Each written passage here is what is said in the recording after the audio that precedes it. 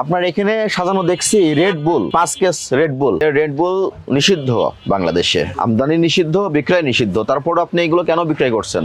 আপনাকে আজকে আমি সতর্কতামূলক 1 লক্ষ টাকা আর্থিক জরিমানা করলাম। এই প্রাইস গান মেশিন দোকানে রাখবেন না। এটা 1080 টাকা এই এমআরপি কে দিয়েছে? আপনি ইম্পোর্ট করেছেন? ইম্পোর্ট না করলে কি আপনি প্রাইস দিতে পারবেন? পাচ্ছেন না মানে আপনি এটা অবৈধ পণ্য। বৈধ আমদানিকারক কোনো স্টিকার নাই। বৈধ আমদানিকারক থাকলে উনি এটার এমআরপি দিত। বৈধ আমদানিকারক স্টিকার নাই, আপনি আপনার মন মতো 1080 টাকা মূল্য লাগিয়ে দিয়েছেন। আপনি কি জানেন এটা উৎপাদন খরচ কত বা আমদানি খরচ কত? তাহলে আপনি মার্জিন নির্ণয় না করে কি হবে মন গড়া মূল্য দিতে পারেন। এটাতে আপনি এমআরপি দিয়েছেন 380 টাকা। আপনি কিনেছেন কত করে? 320 টাকা। কোথাকার প্রোডাক্ট? সম্ভবত স্যার চায়না। চায়না থেকে সরাসরি এখানে চলে আসছে? না না, আসে নাই। আপনি কোত্থেকে সংগ্রহ করেছেন? চকের থেকে। চকের থেকে নিয়ে এসেছেন।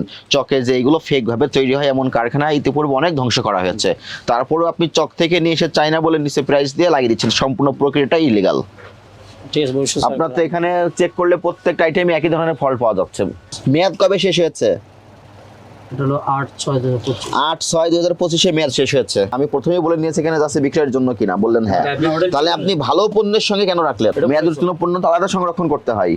আপনি একটা, এটা তো পয়জন হয়ে গেছে, এটা পয়জন হয়ে গেছে না, এটা ড্যামেজ হয়ে গেছে। তার ড্যামেজটা আপনি ভালো পণ্যের সঙ্গে একই চেম্বারে সংরক্ষণ করলেন। একটা তো বললেন যে ভুল করে রেখেছেন, এটার ক্ষেত্রে কি ব্যাখ্যা দিবেন? কাজী ফার্ম কিচেনের chicken burger expire date October 2025 চলে গেছে না? চলে গেছে। তাহলে মেয়াদ উত্তীর্ণ পণ্য কেন পাওয়া যাচ্ছে? তো এটা উচ্চ মাত্রার ক্যাফিন ব্যবহার করার কারণে আমদানি, ক্রয়, বিক্রয় সবই নিষিদ্ধ করা হয়েছে। তার মানে এটা যে এইচএস কোডে আমদানি হয় সেখান থেকে এটা কাস্টমস ক্লিয়ারেন্স পাওয়া যায় না। তখন কি হচ্ছে, এইগুলো কিন্তু অরিজিনাল দেশের বাইরেরও না, নিষিদ্ধ পণ্য হওয়াতে এগুলো আমদানি হচ্ছে না। বাংলাদেশি কোনো অসাধু ব্যবসায়ী এটা উৎপাদন করে আপনাদের মাধ্যমে খুচরা বাজারে বিক্রয় হচ্ছে। তাহলে আপনারা জেনে শুনে কেন এই ধরনের রেড বুল যেগুলো নিষিদ্ধ ক্রয় বিক্রয় সেগুলো সংরক্ষণ করছেন, বিক্রয় করছেন, সেই ব্যাখ্যা দেন। আর এখানে আপনার পণ্য আছে যেগুলো বিদেশি কোনো আমদানিকারকের, বৈধ আমদানিকারকের স্টিকার দেওয়া নাই, এমআরপি দেওয়া নাই।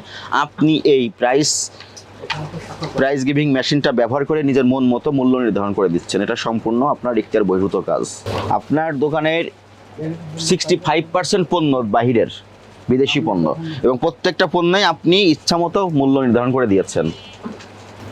আপনি কেন নিষিদ্ধ খাদ্যপণ্য বিক্রয়ের উদ্দেশ্যে রাখলেন, কেন মেয়াদ উত্তীর্ণ পণ্য রাখলেন, এবং কেন আপনার যে বিদেশি পণ্যগুলো সেগুলো আপনি নিজে প্রাইস লাগিয়ে বিক্রয় করছেন?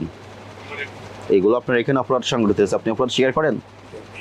আপনাকে আজকে আমি সতর্কতামূলক 1 লক্ষ টাকা আর্থিক জরিমানা করলাম।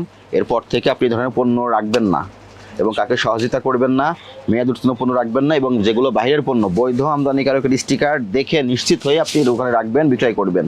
এর ব্যত্যয় ঘটানো যাবে না। আর আপনি এই প্রাইস গান মেশিন দোকানে রাখবেন না।